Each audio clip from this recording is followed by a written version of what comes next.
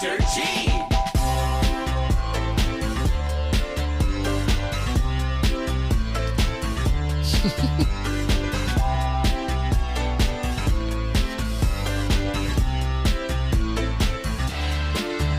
Hey, welcome to Frisky, Biscuit. This is the podcast that's about all kinds of cool stuff, and we got some real cool stuff for you today. We're going to talk about virus words, the words you use that sabotage your life, your relationships, your future. 7 words, and if you change these, everything's going to change in your life. I guarantee it. Right? Absolutely. I'm Dr. Totally G, helped me. and this is my cohort, Lisa. How you doing today, Lisa? I'm doing great. You know, I have to admit that we started this program a few minutes ago and I forgot to push record. It's actually easier on the second round. We're very transparent here. And we're not pretending like we're anything that we're actually not. We already know what we're going to say. So anyway, we've got a really good program for you today. We think all of them are, but I think this is an extraordinary one because Lisa's talked me into talking about some things that I do in my other life as a linguist and also a person that helps people change their behaviors in psychology. I'm a neuropsychologist, and one of the things that we want to pay attention to is the words we use. So we're going to be talking about that here in just a few moments, but we have some people that commented with us this week. We pleaded for comments last week and we got them. And we want to do a shout out to some of you that were so kind to comment to us and give us some really good feedback. And do you want to mention who some of these people are? Yeah, you know, we found these. They're all the comments on YouTube, and that's really the best place to comment. You can also, if you don't want to put it out into the public, you can email us directly through our website, frisky-biscuit.com, and it has our email address, friskybiscuitpodcast@gmail on there. These came from YouTube, though, and we want to really say thank you, Jamie Boobily. I trust I'm saying that well. I know you're a fan of Russ of RV or TV. We love Russ, and we thank you for coming over and listening to us a bit. Mikhail Victoria, Rick J., and Circus Revolution. Thank you. Appreciate it. And keep those comments coming because we're going to do content according to what you want. Absolutely. We have fun doing it, but we want to know what you want to hear. Yeah, the whole point of this is do something that's interesting for you and also productive. And today's program, we trust, is going to be the same and help with you some with information. We got some interesting stuff on California, by the way. Yeah, the Great Migration has taken place. You know, the last migration was 1848, so it's time for another one, I suppose, and it's happening. So it'll be fun talking about that. First one was the gold rush, and now they're going the opposite way. Yeah, but let's get into virus words. Virus words. I'm the one that pushed this, so you are the one that pushed it, and I swear she wants me to write a book on this. Yes. And I say what the world does not need is one more motivational book written by me. Well, you can get it all here in our podcast instead. You can. So you might want to write them down. There's only 7 of them, or you can email us and get the antidotes, and we'll send you a little card. We'll send it to you online. Yeah, I've got a little cheater card, but let's talk about this. When I did my PhD studies, when you go into a program like that, you're not really sure what to write about, what to study, and what we have to do is prove something. We have to either disprove or prove something, and you have to write these papers and research. And so I thought, well, what am I going to do this on? And I remember a guy told me a long time ago, you don't try, you do. In fact, in the infamous words of Yoda, we do and do not rather than try. And there, I had to clear my throat. I'm sorry about that. We've got to really pay attention to the words we use because when we use the wrong words, bad things happen, not only in our thought process, but they happen in the way we think about other people, and they also happen in the way those people think about us. So these 7 words, I can guarantee you, if you will change these words, get rid of them in your life, change them, things are going to change for you. Your success is going to change. Your attitude's going to change. The way people respond to you is going to change.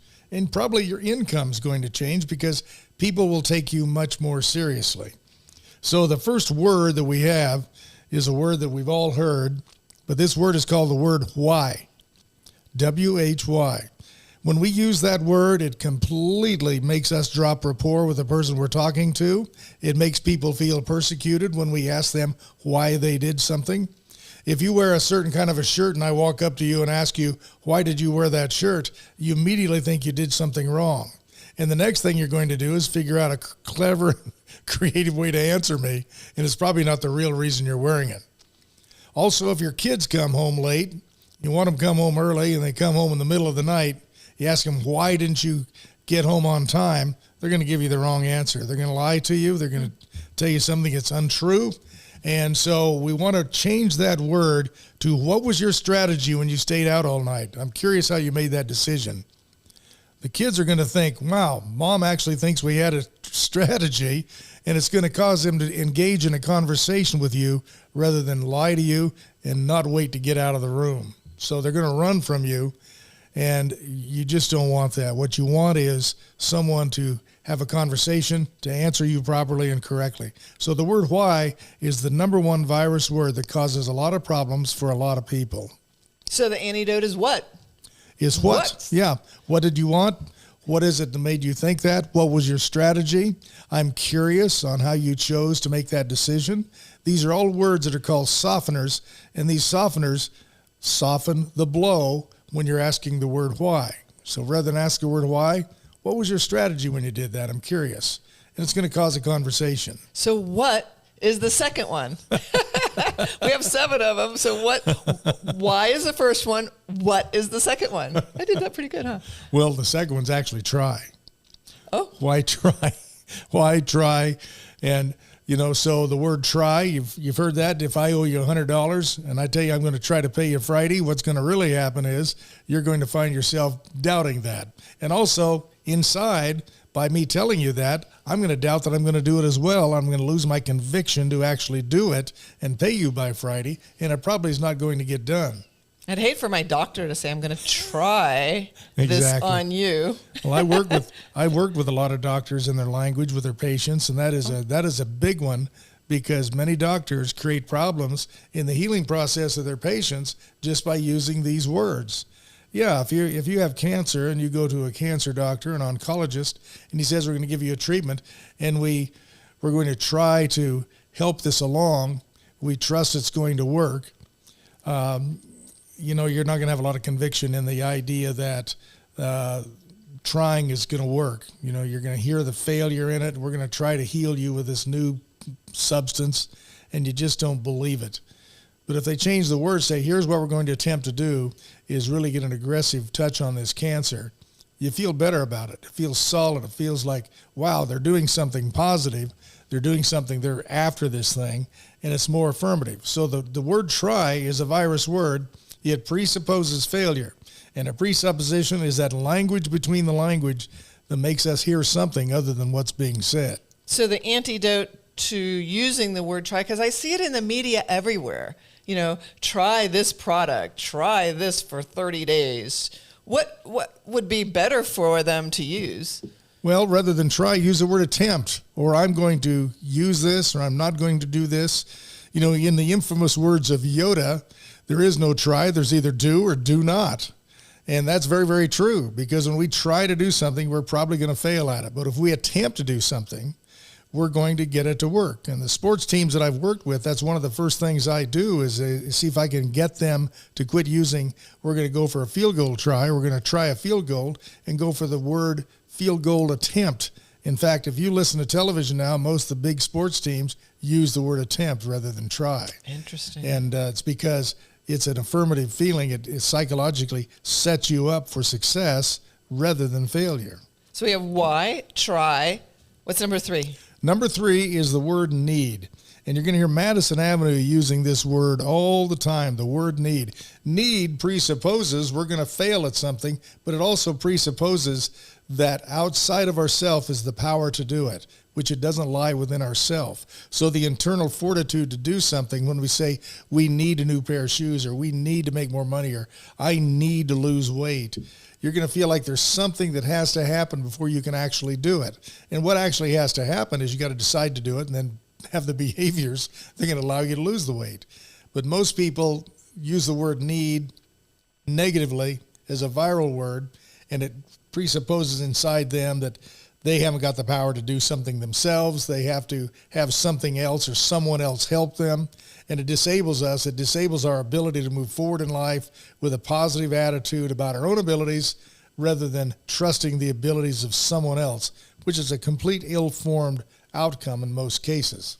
So not saying need, I need this. And it's amazing how many times you say, okay, I'm not going to say this. And then you end up saying it because it's in your subconscious. What I would suggest, okay, we're on number 3. We're going to have 7 of them, is pick one and do it for a week or a month. Give yourself a time frame and see how many times you say it. And a lot of times I'll go, oh, I gotta, why, oh, what? You know, and you catch yourself. So need, the antidote for that is require, right? Require. Yeah, just say I require this. One of the things that is necessary in my life is that I make that field goal, or what we require here is me to become healthier, so I'm going to reduce my weight rather than I need to lose weight. Instead of saying I need new shoes, yeah, I require them. Say I require shoes, or I want some new shoes. So want isn't a virus word. Want is not a virus word. No, wanting is okay. Needing is tragic. Believe me. If you have the experiment right now, and what you do is just think about saying this to yourself: I need to make more money. And close your eyes and say that. Notice how that feels. And if you don't need more money, then say, I need to lose weight, or I need to become healthier. And hear what it feels like inside when you say that. It's going to feel this heavy, cumbersome, wet blanket on you. But now say this: I'm going to choose to become thinner. I'm going to choose to make more money. Notice what happens inside you, and notice how that feels. It kind of empowers you. So a good word rather than need is I'm going to choose. Because that empowers you rather than something outside your realm, the ilk of who you are, powering you rather than you powering yourself. And I suppose it's if you really require it or not, because if you're saying, I need this, I need ice cream, and then you go, oh, well, you say that all the time. I require ice cream. Do I? Like, there's a question that comes in my mind going, it's cool. All right, what's number 4? Well, you got why, try, need, and now this is the big one that you hear people use this all the time. I call it the naked butt. It's the B-U-T, but. Oh, that's mine. And I think you're a really nice person, but, and you hear the other shoe dropping, and what that does, it discounts every positive thing that was said just before those words. So if you say, I'm really learning this, I'm having a lot of fun in this, but I don't know if I'm going to use it or not, that's probably what's going to happen. So but is a virus word. Can it be used properly? Not really. You hear it all the time. You can feel it coming when someone says it.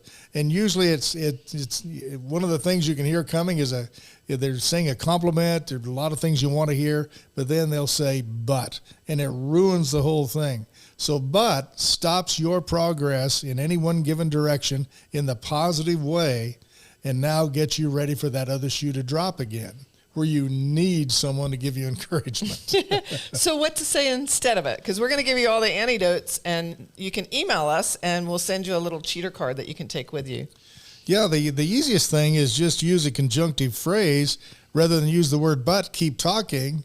I think you're a really nice person, and I believe I can teach you some things about this. But listen to the difference. I think you're a really nice person, but I can teach you some nice things about this. Does one of them make you feel like you've done something wrong and you're stupid? Or is the other one, said properly, make you feel like, wow, I'm encouraged, I want to learn this? So this is how you use it. And also you can use the word and to connect your sentences, or you can use the word or. I think you're a really nice person, and we can learn more about this.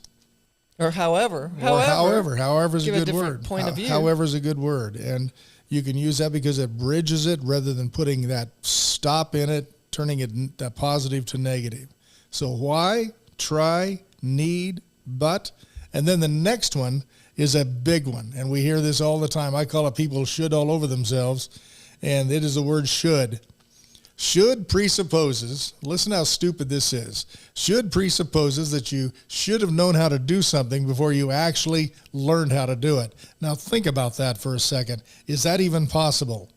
No, it's not. So it creates this double bind in your mind that traps you and stops you from making progress. Well, I should have done this. Well, I should have done that. Well, of course you know that now because you had the negative experience to teach you how not to do that. However, by persecuting yourself and saying that right up front and always blaming yourself because you should do this and you should do that, it's going to create this negative energy inside yourself and stop your growth in any one direction. And that's what happens to a lot of people. Their growth actually stops. They've discouraged themselves so much by using the word should or these virus words, they quit growing.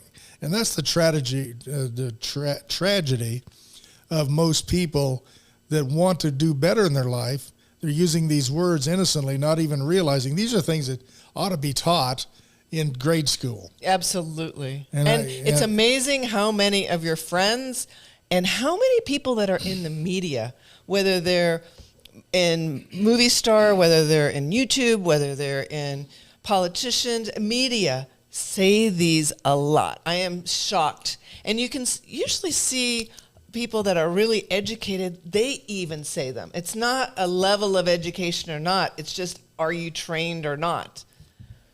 Well, you got to pay attention to what you say. And one of the things I've always told my patients is we become what we think about the most, and we become also what we say the most. And one of the things that we have to pay attention to also when we're continually talking in nested loops, saying the same thing over and over again without even realizing we're saying it, we're programming ourselves. We're programming ourselves for failure. We're programming ourselves for negativity and also for not getting a lot of stuff done that we want to get done. So those virus words, reviewing again, why, try, need, but, should. And number 6? Is the word don't. A lot of people don't really realize this, and people say, well, that's not true, because how do you tell somebody what you don't want them to do? Well, you tell them what you do want them to do, and it's just that easy. The word don't is laced in a law that we discovered called the Neurological Law of Negation. And now listen to this. If you want something twisty and that really can mess you up is understanding that law. In order not to do something, you first have to think about doing it. And once you've thought about doing it, that is a positive affirmation that goes deep into the subconscious mind and becomes programming there. But what the cool thing about the way our brain is made, it doesn't receive negative suggestions. It only takes the positive aspects of most of the things we say to the deep part. And what's happening on the positive, on our front part, we think we're saying something, we're really not. And we can prove this right now. If you're listening to this podcast, and I can manipulate every thought you have right now by using that don't word. I can get you to think anything I want you to think, and you're going to think, he's full of beans, he can't do it, but I'm going to do it right now. Don't think of a banana. And you'll notice what happened is a picture of a banana where you thought of it, because you had to think of it because I said it. And it goes immediately in there, and I said you don't think of it, but you thought of it anyway. If I tell you don't think of a banana, and you think of it, that means the don't didn't work. It projected you into the opposite direction. So a lot of people say, don't be late, don't worry, don't forget your sunglasses, don't lose your keys. So they're programming the opposite in you. They're programming the opposite thing, and especially if you have children, especially before the ages of 6 and 7, if you're using this word a lot, most kids have heard the word don't about 500,000 times by the time they're 3 years old. And that's programmed in there. And they just eliminate, don't hear it, and they go right on doing what you don't want them to do. Don't go out on the road, you turn right around, the kids are out on the road playing. And they heard it consciously, but it went deep into the subconscious mind as a positive rather than what you actually directed.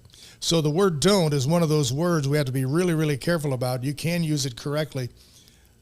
Keep in mind, the neurological law of negation, once it's in the brain, it's going to float around in there logically in your conscious mind, which is only about plus or minus 10 bits of information per second that it can assimilate, and the rest of it drops in the subconscious and becomes programming. So don't worry, don't think, I don't want to read that. You can actually use it in the opposite way, but I'm not going to get into that now because you can actually motivate people by doing that. And I have many times by using that negation to project them in a good way, like don't have too much fun. Don't enjoy yourself too much. And what I think is really cool is that you use this with your business clients and having them utilize it in their business world to make more money, to have better relations with the people that they work with. And these are big businesses too. So it's really cool that you guys, everybody gets to hear this. And that's why I've been pushing him to write a little book. And the last one is really the most interesting to me because it's used back even into biblical times. In the seventh virus word, I was shocked and still am shocked. Most people want to argue with this one, and it's a big word, and doctors, a lot of people use this inappropriately, and it really creates a lot of problems. And I'm sure you do too, and I certainly did before I learned it and understood it, what it does. So we have why, try, need, but, should, don't, and this one is the word hope. When we use the word hope, it presupposes, again, just like the word try, we're going to fail. If I'm a doctor and you're coming to me and you have a tragic disease and I give you a treatment and I say, well, we're going to give you this treatment and we hope this works. What do you really hear? Think about that. Think about your children when they go to school and you say, go take that test. And, when you go there, take that test, I hope you get a good grade on it. They're going to presuppose they're probably not going to get one. And they're going to be devastated, and they're going to be going to school with a negative thought in their mind that they're probably going to fail. So rather than use the word hope, I like to use the word trust. If the doctor says, we're going to give you this treatment for cancer, and this time we trust this is going to be the thing that works, it's much better than the word hope.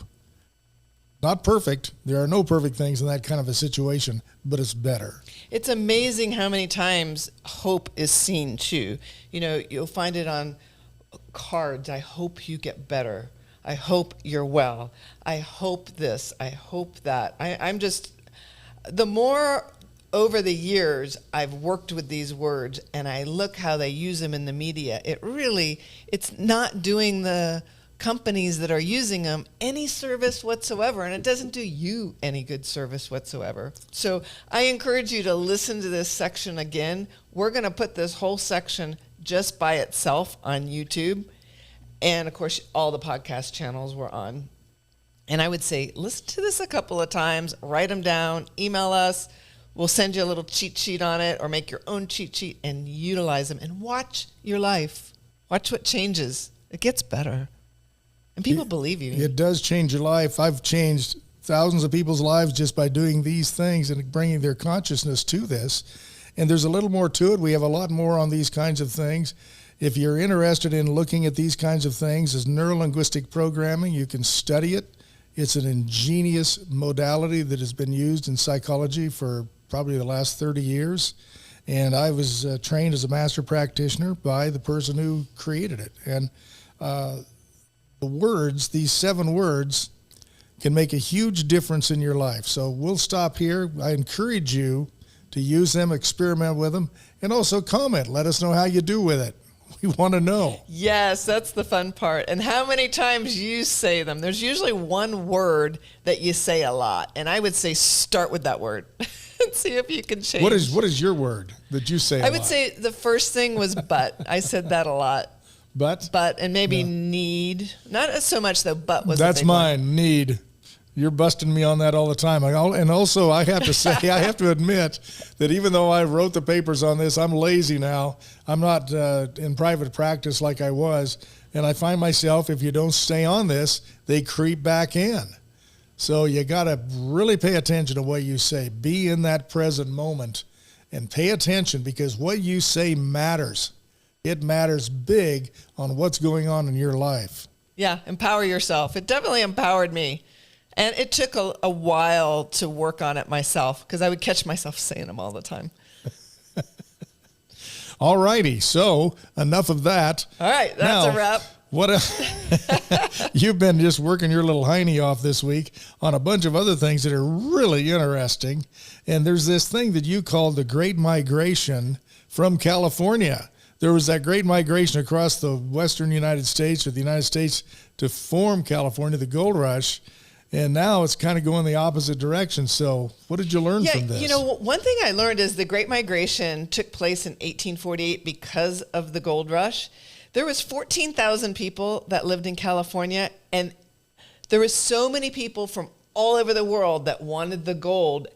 Within a very short amount of time, they had 200,000 people there. And it wasn't the people that went out and struck gold that really made it rich. A few of them did. It was the people that serviced them. Like all the people that gave them supplies. And of course, Levi's came about in that era. But there's also, we'll talk about that, the California migration. But let's first talk about company migrations. I think this era of 2020, 2021, 2022, and it'll continue on for a couple of years. It started around 2015. Is big companies are migrating out of the states. We're a republic of 50 different states. Each state has a governor, which is like their little president. That's how it's supposed to work. And then the federal government comes in and they're kind of a blanket over all of them. But each state has a governor, and the governors are really powerful. Well, the governors also put in with their legislature, the government legislature of the state, what their tax rate is, what their regulations and the red tape is, and their crime. Well, big companies are saying, I'm tired of the high taxes. I'm tired of the regulations and the red tape. I'm tired of all the crime that's happening. We're boogieing to another state. Well, Caterpillar and Citadel in June just announced they're leaving Illinois. A lot of businesses are leaving Illinois, New York, New Jersey, and they're going to states like Tennessee, Texas, Florida, Arizona. They're leaving California. They're leaving these, and I hate to say it, these blue states, like let's do colors, blue and red. Yeah. But it's true. The states that have the higher tax value that are causing a lot of these problems, even Amazon said, you know what? We're out of here. Their main port now is in Houston, Texas. So boy, right now, it's really hard to be politically correct right now. I'm just having to keep my mouth taped shut. I know. Yeah, why are they leaving these states and going to those other states? It's got something to do with color, but I can't say too much more than that. No, let's don't. A lot of companies, though, the car manufacturers like Ford, Volkswagen, Nissan, they're going to Tennessee. Tennessee's become a really big location for companies. In fact, Texas alone, since 2015, has 250 new corporations that have moved in. They're kind of the benefactor of California falling apart. Yeah. They're getting all the good stuff. Yeah, they're leaving New Jersey, they're leaving New York, they're leaving Illinois. And the companies that are relocating are your tech companies, your finance, your media, your autos, your manufacturing, and of course, your firearms. I mean, Remington started, back in the 1840s, I believe, or 1870s? Remington, baby. Hey, they went bankrupt, but they were bought out, and then they were moved out of New York and went to Georgia. So they're looking at these other states that have a lower tax structure, and what they find is these companies that are moving out, that's really hurting the communities, because a company that has 900, 1,000, 500, even 20 employees, they're part of the community, and they put their money back into the community. So the communities that are losing a lot more than just those corporations. They're losing their community, the aspect of community. They're losing a lot, and it's not necessary, but it is happening. And I applaud these states that are taking these companies in, because they're going to be the benefactor of some great businesses. Just like Remington has been around since the early 1800s. Mm-hmm. What a hallmark company in this country, building firearms, but now there's a lot of movement against firearms, and they were in a state that was okay with it, and now they had to move. Yeah, and they're bringing 850 people to that state. That's quite a bit to a small little community in Georgia. And contrary to popular beliefs that if a state like Florida has a low tax structure, that they're not going to make as much money. You're going to get property tax, you're going to get sales tax, personal income tax. Florida alone attracted 624,000 new residents in 2020. That's crazy. That brought $40 billion worth of revenue. That is crazy. And over the last 2 decades, they've had $197 billion of new revenue. So just because a state has a lower tax structure, it doesn't mean that the state isn't capitalizing on it and it isn't growing from it. So, there's an awful lot of migration happening across the country with these corporations. And you have to remember, when the jobs leave, the people leave. Right? That's true. That's just economics Totally. 101. You bet. So we're seeing a huge migration in corporations, but we're also, however, I said it. Yeah. See, that's my word. Busted herself there. Right. That's pretty good. I do catch it, though. If you use these words long enough, you start catching yourself. You still say them, but you catch them. The other great migration, okay, it is the people, right? The jobs leave, the people leave. Well, also, because the states are having challenges, the people are leaving too, such as California. They're having a huge migration that's happening right now. And there's a couple more reasons besides the economics. They're having water problems. I mean, you look at Lake Shasta, the third largest lake in California. It's way down. You look at Lake Oroville, 800,000 people get their energy from Lake Oroville. And last year, they had to shut off some of the power and shut it down because there wasn't enough water for their water power. And there are also wildfires. I mean, they've had 700,000 wildfires burning over 1 million acres in the last couple of years. So if you're road warrioring, good thing to stay out of there right now. Well, and their gas prices. I mean, Oh, my petrol goodness. and diesel. Oh, my gosh. So, and there's a lot of people in California. There's almost as many people in California as there is in the entire country of Canada. Canada has 38 million people. California had 39 million people. That's kind of amazing in and of itself. California is an amazing place. I thought it's interesting. They used to be, that was a republic. It was almost its own country. What, for a month? It was for a month, and But they still have the flag that says a California Republic. They must have loved the idea, but it didn't stick. No, it definitely didn't stick. Not that we're making fun of California. And they have Disneyland in California. Yeah. So people would migrate to California to see Disneyland. 750 million people have gone since then. Of course, there's only 3 that go now. Wasn't that the biggest tar field in the United States for oil was in California? Yeah, it was in L.A. That makes sense. Then. That's where the gas price ought to be the highest. It's where they have the most oil. That's yeah, right. Total sense. Mm-hmm. Yeah, back in the 1890s and the 1930s, they were responsible, up to a certain point, 1/4 of the world's oil. I do not think that's the case anymore, but that's amazing. And they have all the refineries in California. They did until they shut a lot of them down.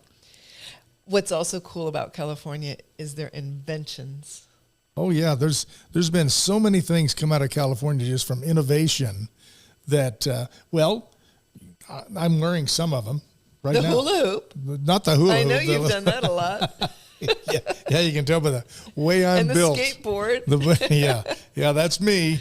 Hula hoop and skateboard. Right. Well, videotape recorders, wetsuits, fortune cookies. You'd think they would come from overseas, but no, San Francisco.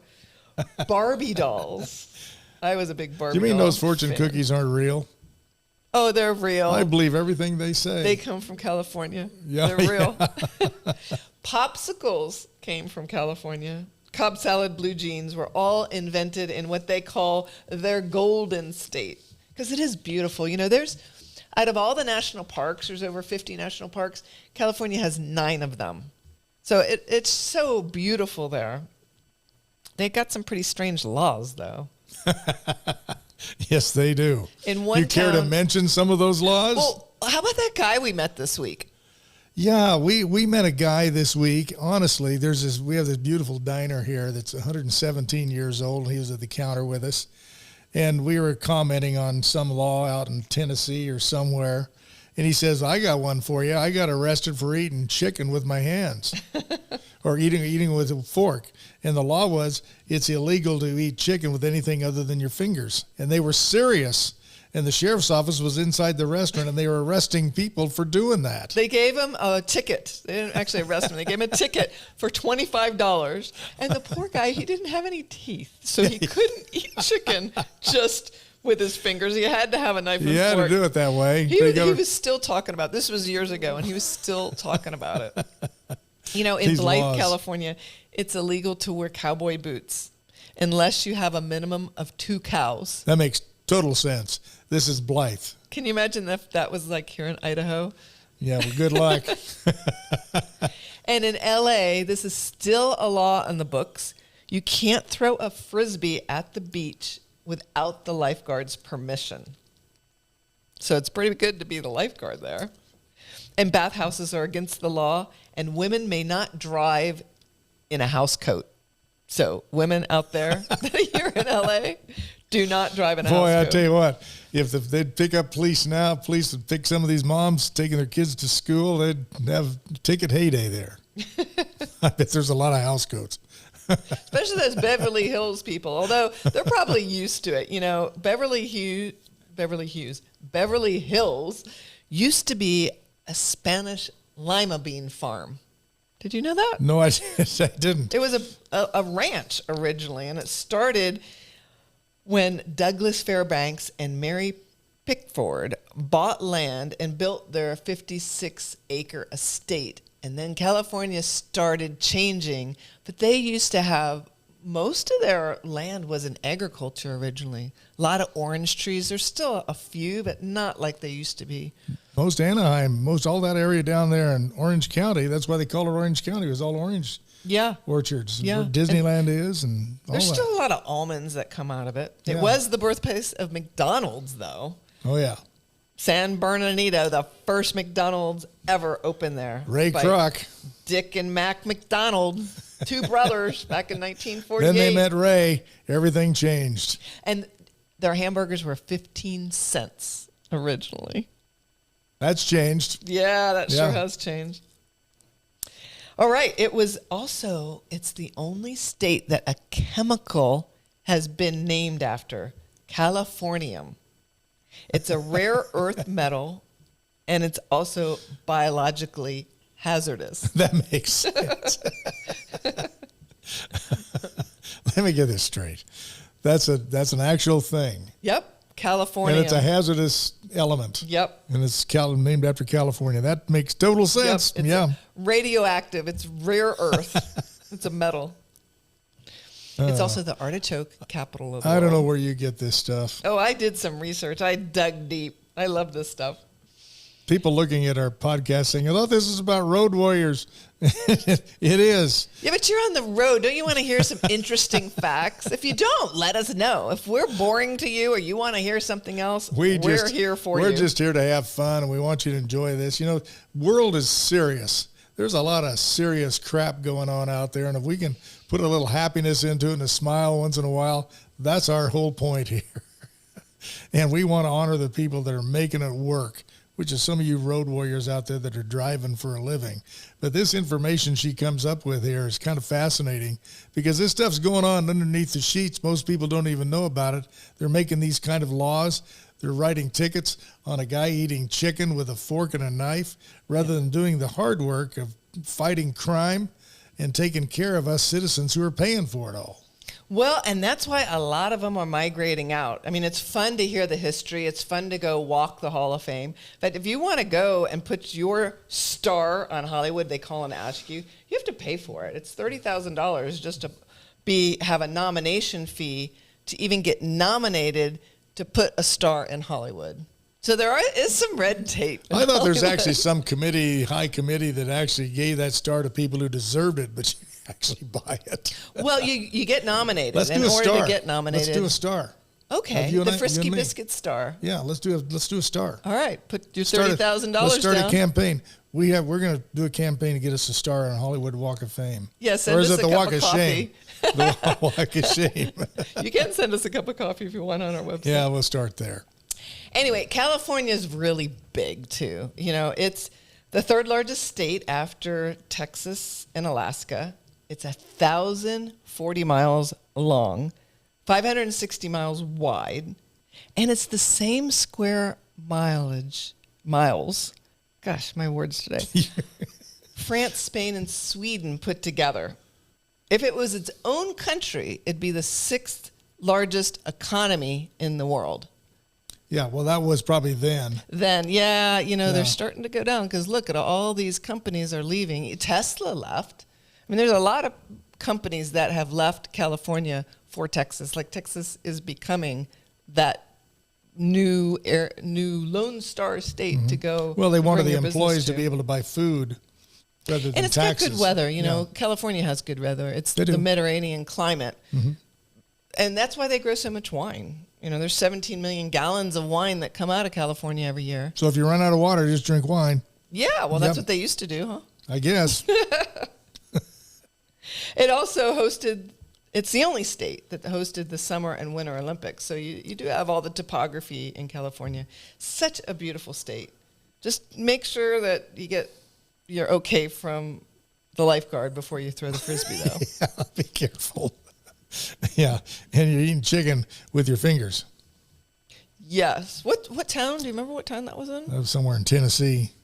Yeah, a little town in Tennessee. So check as you're traveling out there, as you road If you warriors move from are going California around. to Tennessee, just know that chicken Just law. use your fingers every time you eat fried chicken. In fact, when you're in the South, you ought to be eating chicken with your fried chicken with your fingers. You're having trouble with your mouth I today. am. All the words are going crazy. Maybe it's time that we end this session. Maybe that's a sign that we're done. I think so. I think I'll just wrap it up right there. California, you're one of the cow states. California, Oregon, Washington. So we see you on the road because there's a lot of you. One of the cow states. California, Oregon, and Washington. We love you. Just stay there. We're full. Oh, man, I tell you what, thank you for your comments. We want more of them. Let us know what you think of all this nonsense because we're serious about it. We're going to keep doing this. We're going to find the niche that makes all of you happy, and we're zeroing in on it. We are on YouTube. We are on Spotify. We're on all those podcast channels, And it's aren't we? all listed on our website. That's the easiest place, frisky-biscuit.com. If you go to the website, you can go to the podcast. You can go to all our merchandise. We have a couple of product lines that we sponsor. We sponsor. We say we've used these products. We like them. And you can find it all there. So that's the easiest. Or Yes, and we YouTube. have a Give us thumbs merchandise up. page. We love to sell you a hat or a t-shirt. They're very cool, by the way. Until next time, we're going to have more interesting stuff. And by the way, use those words correctly. Why, try, need, but, should, don't, and hope. Those are virus words for real, folks. Let's practice that this week. Let us know how you do with it.